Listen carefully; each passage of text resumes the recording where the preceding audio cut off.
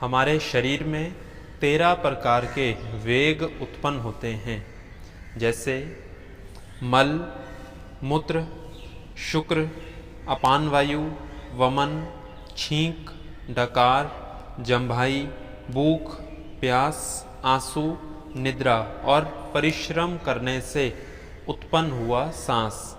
बहुत अधिक पैदल चलने पर, दौड़ लगाने पर, भारी वस्तु उठाने पर, सीढ़ियाँ उतरने चढ़ने पर फूला हुआ सांस, परिश्रम करने से उत्पन्न हुआ सांस। इन वेगों को शरीर के अंदर नहीं रोकना चाहिए। शरीर के अंदर इन वेगों को रोकने से अनेक प्रकार के रोग उत्पन्न होते हैं और शरीर अस्वस्थ होते चले जाता है। किस वेग को रोकने से शरीर में कौन सा रोग उत्पन्न होता है, उसकी चर्चा विस्तार से करेंगे चरक संहिता के अनुसार। मूत्र का वेग रोकने से सिर दर्द, मूत्राशय और लिंग में चुभन, मूत्र त्यागने में कठिनाई, वक्षण प्रदेश में खिंचाव और तनाव होना, दर्द के कारण शरीर का आगे या पीछे की ओर झुक जाना। दूसरे स्थान पर मल का वेग रोकने से पकवाशय और सिर में तेज दर्द, जंघाओं और पिंडलियों में ऐंठन, डकार आना, दुर्गंध युक्त वायु निकलना। मल का वेग रोकने से यह रोग उत्पन्न होते हैं। शुक्र का वेग रोकने से मूत्र इंद्रिय और दोनों अंडकोशों में पीड़ा होना, मूत्र का रुक रुक कर आना, हृदय में घबराहट और अंगों में, शरीर के अन्य अंगों में दबाव या भारीपन का अनुभव होना और मानसिक तनाव या मानसिक त्रास होना। चौथे नंबर पर चर्चा करेंगे अपान वायु की। मल द्वार से जो वायु हम बाहर छोड़ते हैं उसे अपान वायु कहा जाता है।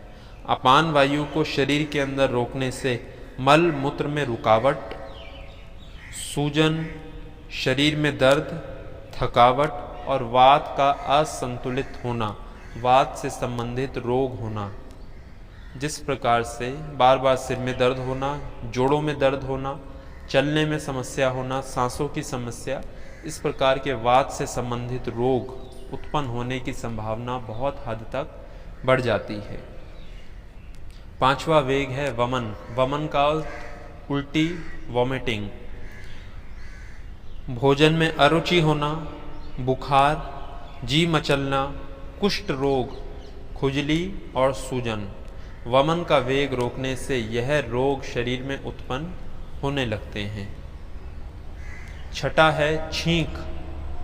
छींक को शरीर में रोकने से गर्दन में अकड़न, सिर दर्द, चेहरे का लकवा, माइग्रेन और इंद्रियों की दुर्बलता, ऐसी स्थितियों का या समस्याओं का सामना करना पड़ सकता है। सातवें नंबर पर है डकार। डकार को रोकने से हिचकी, सांस संबंधित रोग, भोजन में अरुचि होना, शरीर में कंपन, हृदय और छाती में जकड़न, इन समस्याओं का सामना करना पड़ सकता है। आठवें स्थान पर है जम्भाई, उबासी, शरीर का झुक जाना, कंपन होना, आलस, शरीर में ऑक्सीजन की मात्रा की कमी हो जाना। 9वें नंबर पे है भूख। भूख को शरीर में रोकने से, भूख लगी और भोजन न करने से निर्बलता होना, रंग का फीका पड़ना, अंगों में दर्द होना, भोजन में अरुचि होना, चक्कर आना, आंतों की समस्याएं, ऐसी समस्याएं उत्पन्न हो सकती हैं। 10वें स्थान पर है प्यास। प्यास को रोकने से मुंह और गले का सूखना, होंठ फटना, बहरापन, थकावट, कमजोरी और हृदय में दर्द, ऐसी समस्याएं उत्पन्न हो सकती हैं। आंसू।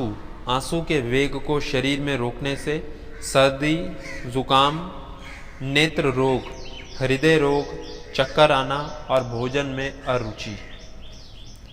12वें स्थान पर है निद्रा। नींद आई हो और शरीर को आराम न देने से, न सोने से बार बार जम्भाई आना, अंगों में दर्द, थकावट, कमजोरी, सिर दर्द, मानसिक रोग, याददाश्त का कमज़ोर होना, आँखों में भारीपन, ऐसी समस्याएं उत्पन्न हो सकती हैं।